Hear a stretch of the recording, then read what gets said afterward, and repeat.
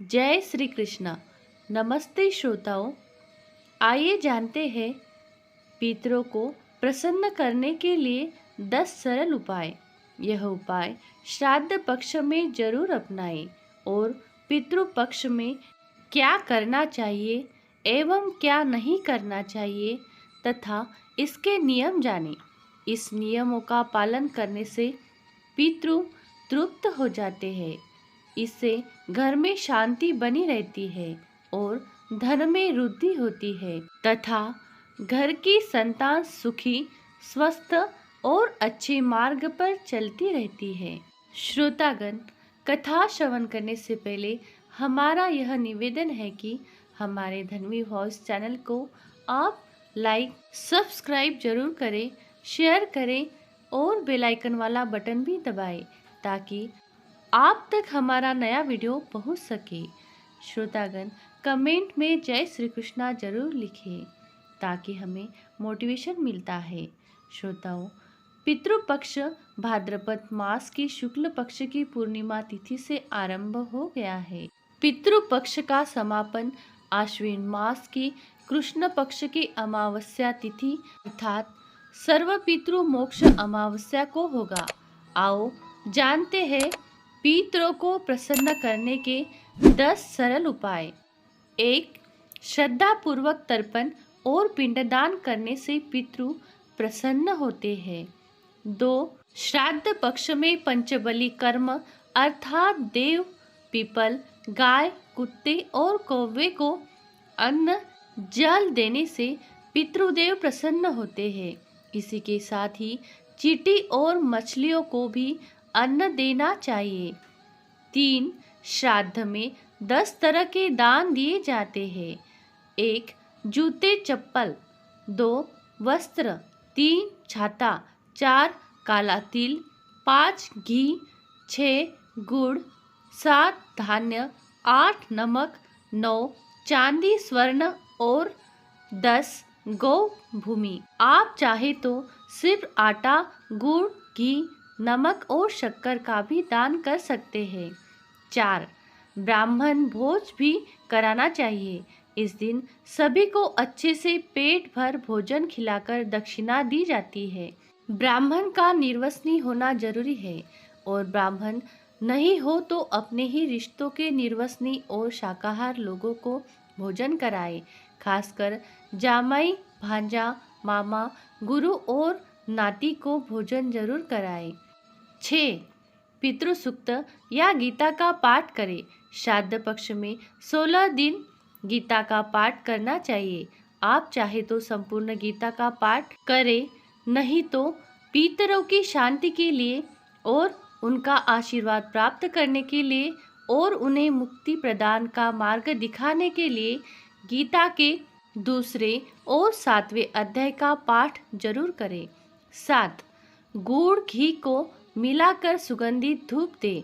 जब तक वह जले तब तक ओम पितृदेवताभ्यो नमः का जाप करे और इसी मंत्र से आहुति दे। 8. भगवान विष्णु सहित इन दिव्य पितरों की पूजा करें, जैसे यमराज, काव्य वाडनल, सोम, अर्यमा, अग्निश्व, सोमसद, बहिर्पद, चित्रगुप्त जी, अग्निश्वात, बहिर्पद, आजप, सोमेप, रश्मिप, उपदूत, आयंतुन, श्राद्धमुख व नांदीमुख, आदित्य, वसु, रुद्र तथा दोनों अश्विनी कुमार आदि। 9.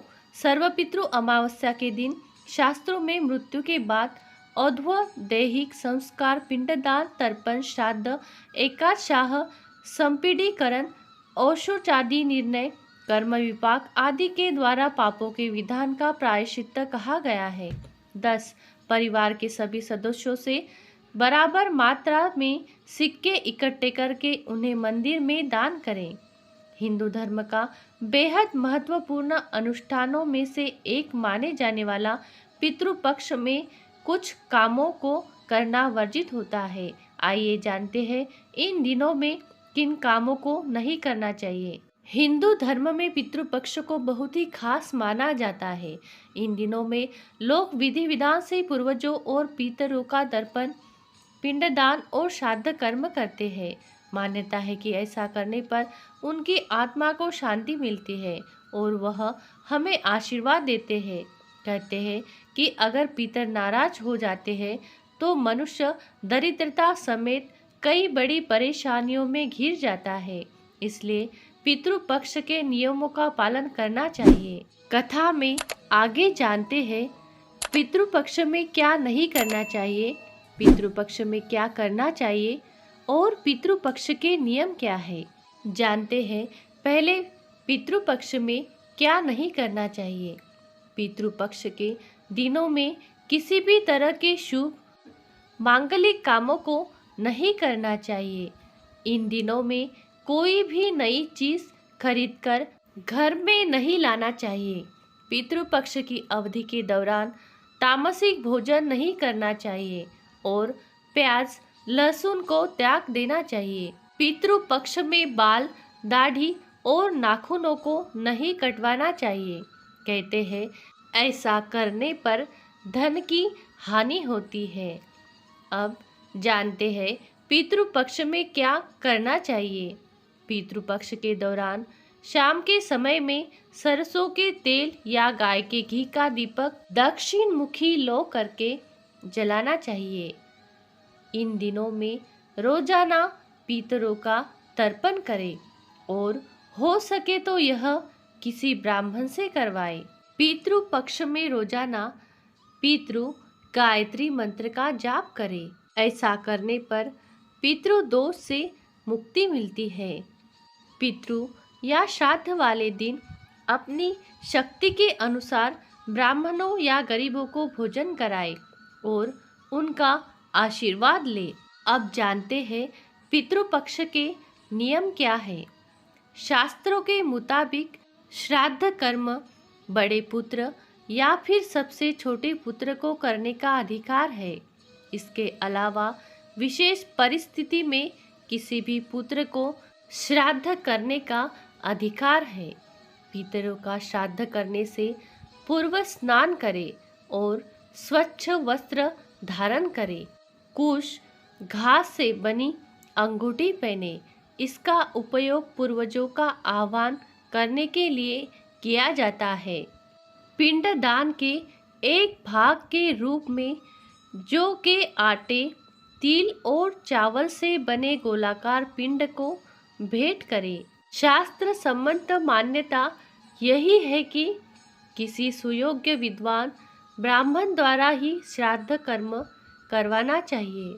श्राद्ध कर्म में पितरों के साथ साथ गाय, कौवे, कुत्ते आदि पशु पक्षियों के लिए भी भोजन का एक अंश जरूर डालना चाहिए। श्रोतागण, ऐसी ही अलग कथा सुनने के लिए हमारे धन्वी वॉइस चैनल को लाइक करें, श्रोतागण सब्सक्राइब जरूर करें और बेल आइकन वाला बटन दबा के शेयर करें। कमेंट में जय श्री कृष्णा जरूर लिखें। श्रोतागण, कथा समाप्ति तक बने रहने के लिए आपका बहुत बहुत धन्यवाद। बोलो जय श्री कृष्णा।